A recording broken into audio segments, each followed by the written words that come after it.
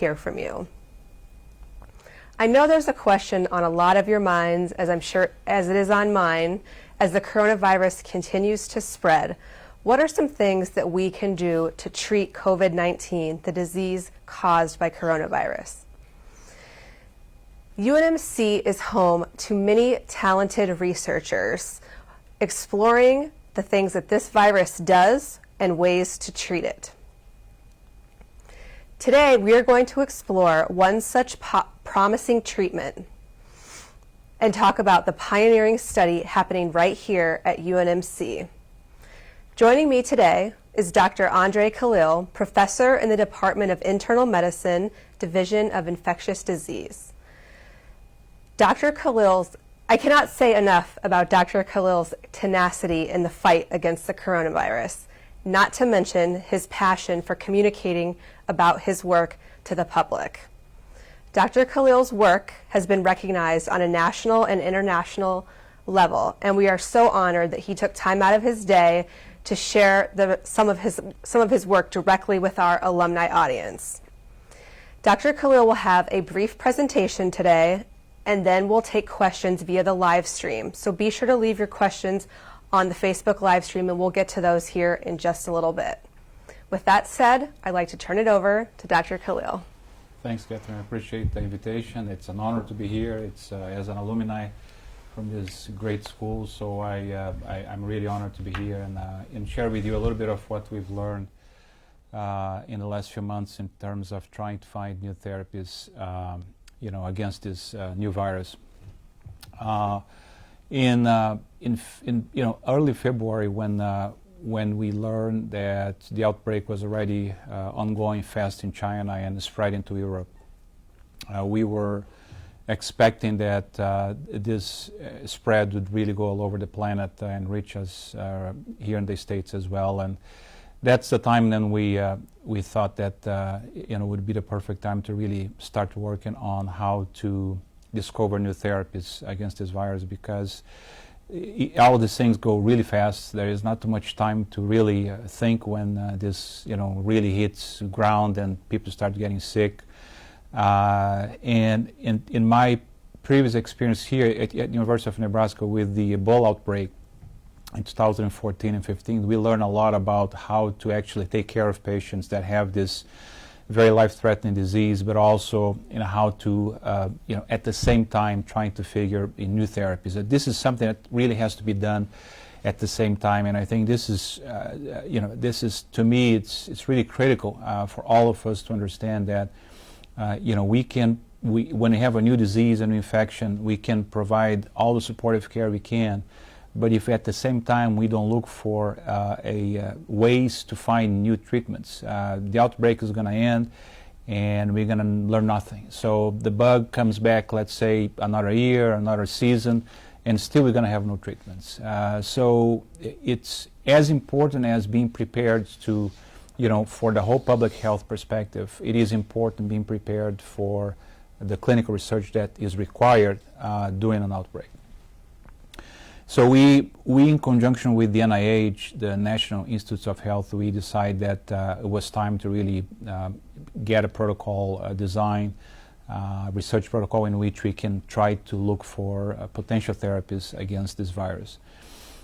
We look into dozens and dozens of different treatments that had some evidence that could support the entrance of the medication into the trial. And after lengthy discussions with the whole group, we decided that the medication that would be probably the one that would be the most promising at that time, and we're talking about beginning of February, would be a medication called remdesivir. This is a antiviral medication that basically has the property of stop the virus to copy itself, so it stopped what you call the viral replication.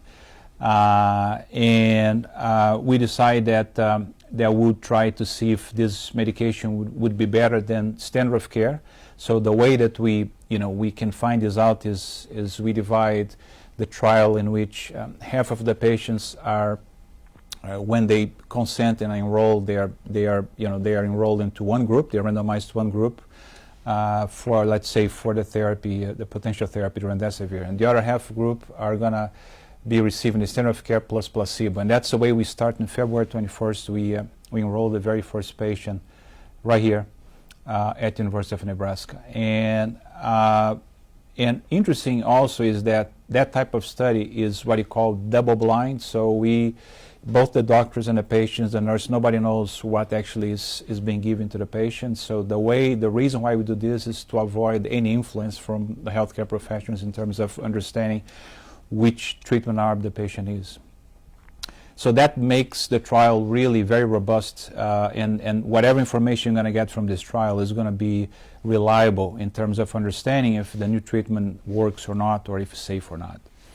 So we start here in the University of Nebraska. We enrolled the very first patient, was one of the patients that came on the Diamond Princess cruise, and after that we in conjunction with NIH, and we end up getting another 68 sites, almost 70 sites, so about 50 different hospitals here in the United States, about 20 sites outside the United States. We had hospitals in Singapore, Japan, South Korea, Denmark, Germany, UK, Spain, and Greece.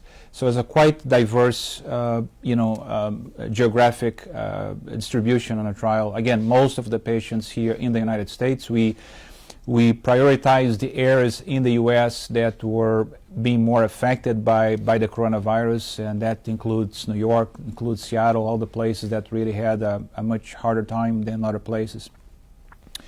And I think that what's really interesting is that the trial was designed to be what you call pragmatic. So it was very hands-on, very direct. Even though there are some complexity involved in the process of randomization, double blinding, it was made to really facilitate the healthcare provider to be able to offer this trial to patients that have a more severe infection from this virus. So all the patients that were enrolled in the trial, they had actually pneumonia, they had lung infection, they had the virus was inside the lung already, causing the pneumonia and the short of breath that we see in patients with more severe picture of the disease.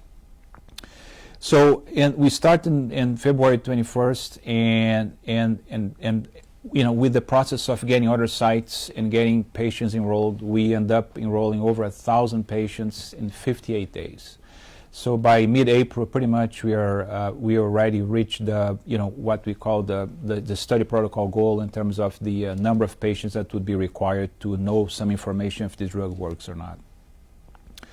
And about a few weeks ago, about 2 or 3 weeks ago, when there is what you call the interim analysis, there is a group of people that are not part of the trial itself, but they are people that are monitoring the safety, make sure everything's fine. People are having, are doing well, are safe, receiving the medications from the study.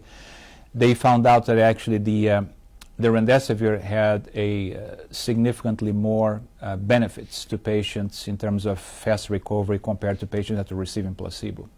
At that time, a few weeks ago, then we decided that it was time to actually to proceed differently, change the protocol. So the way we change the protocol is that in order to continue the protocol now, all patients are going to receive this medication, because this medication seemed to be beneficial at this point based on our study.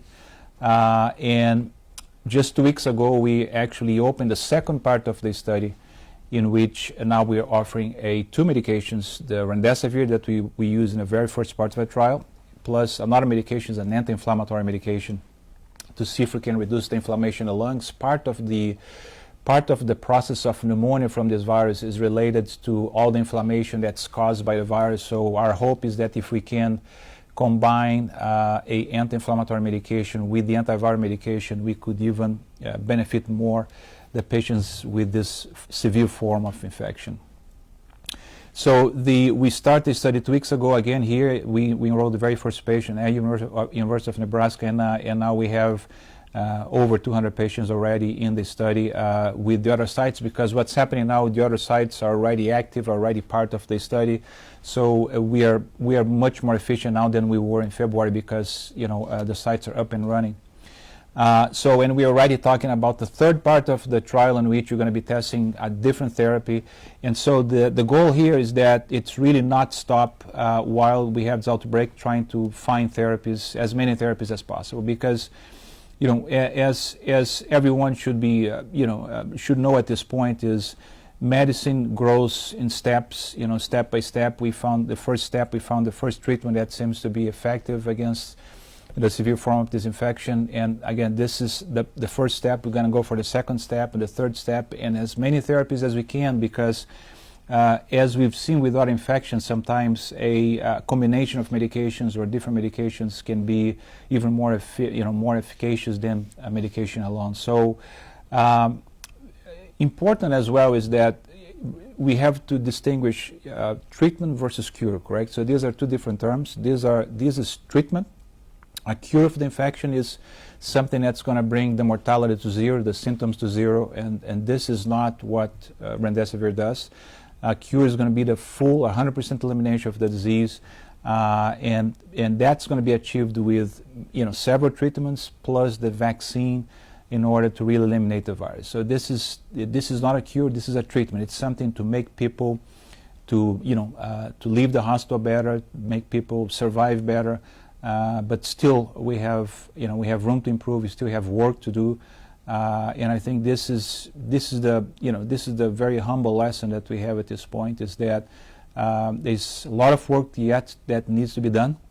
But I'm optimistic in the sense that in 58 days we were able to find the very first treatment that has more benefits than any other treatment that actually is out there at this point. So I think this is something quite quite impressive, and it's really a team approach. I think we are fortunate to have the leadership here at University of Nebraska to get this going, and also I can tell you that we've been really leading the way with a lot of other centers as well in terms of making sure that everyone is up and running and participating in this trial. So this is really a team approach. It's a very large team, lots of people, deeply involved in the process, and there is no other way to win this battle. We have to win as a team, as everyone united, and I truly believe that that's the way we're going to defeat this pandemic. Okay, great. Now we'll switch to some questions. I have a few here, and then go ahead and submit the questions via the live stream if there's anything on your mind. So that was a lot, very great information that you just provided, and so I just want to expand a little bit on some of the things that you said. So maybe to start out, maybe just talk big picture. How does a clinical trial itself work? So what are the elements that go into that? And then maybe talk about the speed of that kind of process, because we know it isn't always something that goes very quickly. It could take a long time. So talk about what goes into that, and then the timeline related to that. Thanks, Catherine. So it's important to also, and I think I'm glad you asked that, because I think it brings me back to the research issue. So research, it's a pretty broad word. It can mean so many things. But reality is, at this point, unfortunately, there are a lot of pseudoscience, a lot of pseudo research, a lot of really very misleading, things happening all over the world, and it is really, really important to not be misled by so much misinformation, unfortunately. So we have to deal with this. It's just a reality.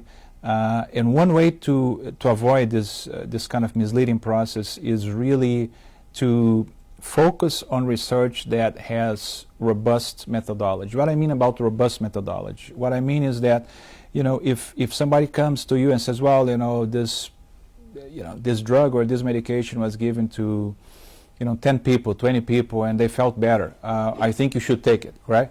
So this is not research, and this has been done all over the world. A lot of publications on this. I gave to 20 people, they feel much better. I gave 30 people, they feel much better. Remember that about 90% of people gets infection, they're going to feel better no matter what, right? So they're going to get cured by themselves. They're going to need nothing other than just being hydrated, taking medications for cough and fever. They're going to do well. Most people are going to do very well. So if you start to give, anything thinking that now you found the miracle therapy and people do better and you don't have any controls, you don't have any comparators, you're going to be misled by, all kinds of different therapies that actually in the end can harm. And believe me, there are a lot of things can harm, even though sometimes we think it's benign, but it can harm. So very careful with so much pseudoscience out there. So you have to focus on the really robust science. Robust science means that you're going to see studies that have comparators, have controls. So you have to compare one thing with another.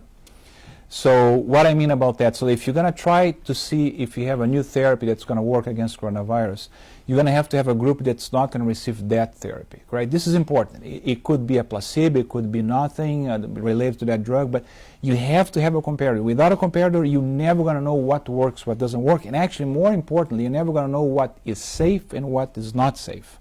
So this is very important because what happens is a lot of times you think that something is going to be safe because other people have taken, but maybe your situation is a much different situation and this drug can end up causing harm. So the point is that we are individuals and we have to be treated as individuals, and we cannot just kind of start to think that whatever works for another people is going to work for me. We have to be really very individualized, and this is how we do research.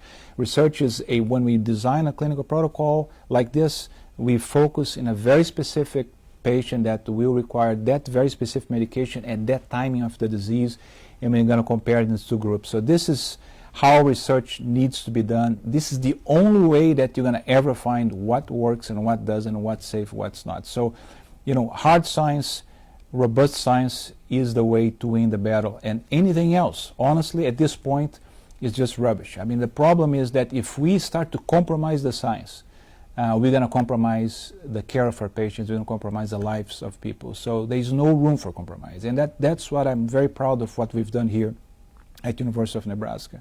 We've done the really robust science, and we're going to keep doing the really robust science, and that's how we're going to find new treatments and how we're going to save lives. We got to be really strict about this. There's no room for compromise at this point. So I think that's just bringing the research perspective to the process. Sure. So far, what has been your biggest maybe aha moment throughout the research process? Has there been anything that surprised you? What surprised me is the incredible will of both of the healthcare professionals, patients, nurses, everyone to really participate on this clinical trial. I mean, it's such a joy to have so many people really, very eager to participate, very eager to understand the trial, very eager to be part of the process. It's very rewarding to me because, I mean, sometimes it's normal. Sometimes you feel a little nervous. You don't know what it is, and is that something that I should participate or not? And I'm really very, very happy to see so much interest in trying to understand the research process, but also interest in trying to participate. So I get calls from colleagues from different places in the city, different places in the state, different places in the country, asking me questions about how this research works and how they can participate in the research. The same with our patients. We have patients that are eagerly asking us if they can be, if they can volunteer to participate in these studies too. So it's, for all the alumni and for your relatives, it's very important to understand that there's nothing safer than really being in a clinical trial, because in a clinical trial we are, we watch every patient, very, very, very closely. It's just everything 24/7. We are watching everything that's happening. So safety is really our priority number one.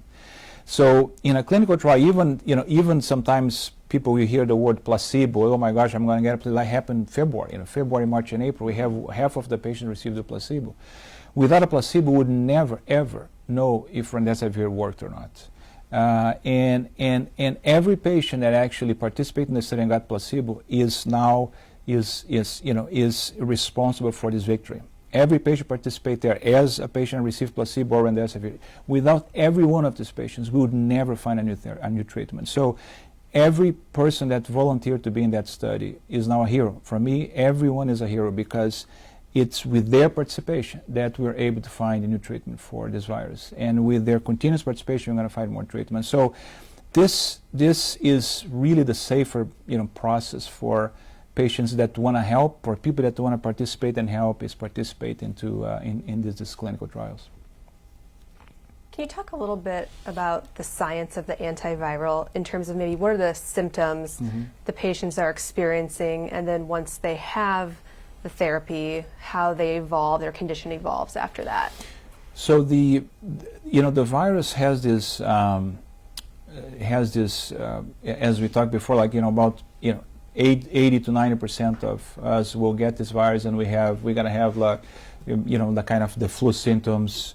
We're going to feel bad for a few days. We're going to be coughing, headaches, muscle pains, joint pains, and sore throat, and headache, and fever. So all these things are going to, make us miserable for a few days. And, and about 80–90% of us will clear this virus. 10–20% of us will not clear this virus. This virus actually will go down from your nose and mouth down to the lungs.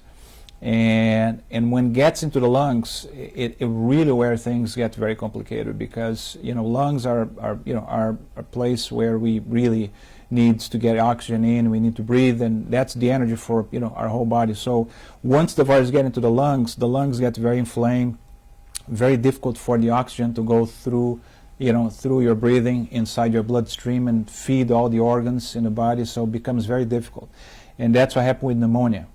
And once we have pneumonia, the virus really now it's causing this the short of breath, and to a point where sometimes the short of breath is so intense that you may need a machine to breathe for you, in terms of passing through this whole process. So you get into a mechanical ventilator, or you call a machine that's going to breathe for your lung, like replacing your lungs for a few days or a few weeks. So these are the most severe forms. A little bit on the middle are the forms where you end up in a hospital and you require a mask, a specific mask with, that will push the oxygen a little stronger into your lungs. So without the need of the machine, the ventilator, but it's a mask that is going to be sealed on your face and is going to be trying to help you to get the oxygen a little deeper. And these masks can help a lot of our patients to prevent them from going to the need for the ventilator. So all these are stages of how grave the disease gets into the lungs. What we found in our first part of the study is that the medication actually shortened that duration of timing to recovery by about 30 to 40%. So we are talking about, let's say, in all over the population, we found that patients receiving remdesivir compared to placebo actually end up 4 days less in a hospital, 4 days less requiring oxygen, 4 days less requiring mechanical ventilation. And 4 days out of a couple of weeks is an eternity in this disease, because it's 4 days being really sick. So that's to me, it's a very important find. On top of that, if you look into our study, in the most severe patients, that actually is the majority of our study, there was a 6 days faster recovery compared to the placebo. So basically, you leave the hospital 6 days earlier. So these are practical, important clinical findings that we found, and we are very happy to find that. So this is what the medication does. The medication reduce the symptoms, speed the healing process in a way that you would not achieve if you're not taking a medication. And we saw a trend for also a lower mortality in these patients. So we're talking about 30% relative lower mortality in these patients that receive. And it makes sense to believe that this is real, because if you're able to leave the hospital 4 or 6 days earlier, it's very likely that you are improving your survival, or survival as well. So everything comes together biologically. And we have still more patients to be analyzed in this study. So we have another 300 patients that are still ongoing the analysis, and we're going to have the full results in the next probably few weeks. But what we notice now, with about 75% of the entire population of patients that participate in the trial, the benefits that we just talked about. So this is what the drug does. The drug basically shrinks the time to recovery, gets you out of the hospital 4 to 6 days faster, and that's what we know at this point. Okay. Talk a little bit about the bigger picture landscape of therapeutics and a vaccine. So based on what you know, how are we coming overall in just beating this thing? It's looking back, it's always 2020, but yes, we could have done better. Yes, we could have done better. I think in my mind, as a physician, as a researcher, in my mind, it's very clear that we should have had, way more clinical trials than we've had. So, I mean, literally, we should have way more organized process with, dozens and dozens of clinical trials. So at this time, in my mind, we should have several therapies already on. But, as happens in, in any of this is such an exceptional situation. I think it took a little while for, everyone, the whole world get together and try to understand how to do this and how not to do, because, once the outbreak spread it so fast that it didn't give time to anyone to really make a lot of planning. We luckily were able to make a plan, get a clinical trial running.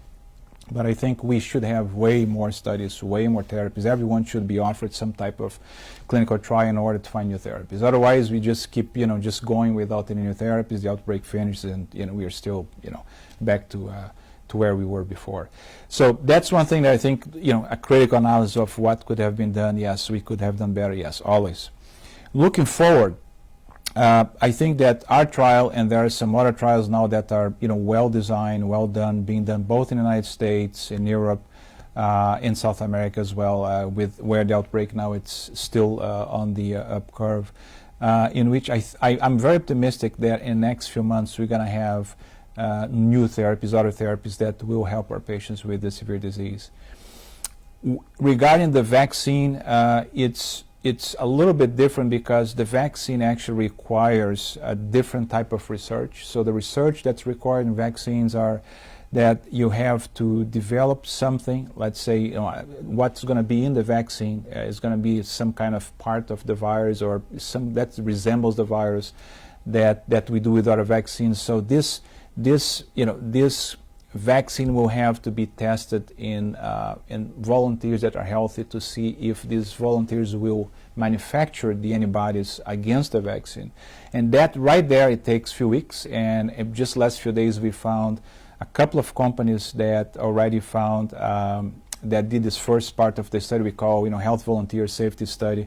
And they found that actually there are 2 vaccines candidates that seems to induce this antibody production. So the next stage is going to be now trying to increase the number of people that are going to receive that, and then hopefully they can start what you call the field vaccination, and look into a large number of people. So it's a much slower process than finding treatments. It's frustrating because that's what we all want. We want to get a vaccine and get this virus done, and and move forward. But reality is that I think the most optimistic prediction for vaccines is going to be by the end of the year, beginning of next year. Okay. Well, that's good news, I would say. I think that's very good news. So we have time for just one more question. Something that you said before that's kind of stuck with me. You said it's important to communicate about this and get the research findings out into the public. So can you just elaborate a little bit on why you think it's so important to communicate good science and the results of the clinical trial out to a large audience, and you're committed to doing that? Very important. I'll be honest with you. I mean, it's a learning curve for me as well. I mean, I've never been in an outbreak like this. This is quite a exceptional situation. But in the beginning, my focus has been always, okay, we got to get this. We gotta focus. We gotta just focus and go and find new treatments. I'm totally obsessed about this, and I'm still obsessed about this. That's how I want to do it. But at the same time, I realized that in order to really do the right science, it's very important that the public understand what good science means. I mean, sometimes I'm doing that for 20 years. It's easy for me to understand the specifics of the science, the technical aspects of the science, because that's what I do for life. Correct? It's taking care of my patients, doing clinical research. But it's a pretty complex process. It is a very difficult situation in the middle of an outbreak. And I found that actually part of my job is to really communicate with everyone, that even outside the hospital, outside the city, outside the country, and try to bring the importance of science to people to understand that this is the way we're going to win this battle.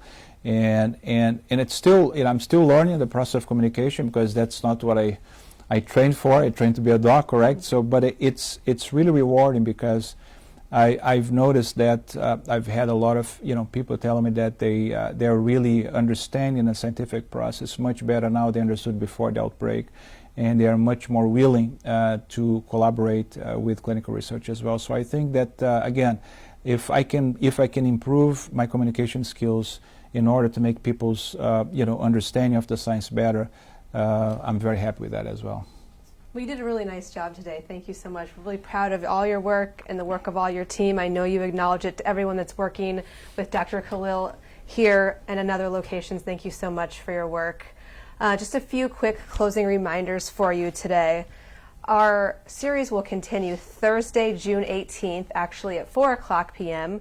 We're going to have Chancellor Goldbach, the Chancellor for both UNMC and UNO, to give us an update on how things are going from the university perspective and about the virus as a whole. Just as a reminder, this session and all our past sessions are available on our two Alumni Association's YouTube pages for later viewing. Many of you have asked us how you can help at this time. And we would like to provide the link to the Maverick Food Pantry, which should be shown on the screen right now.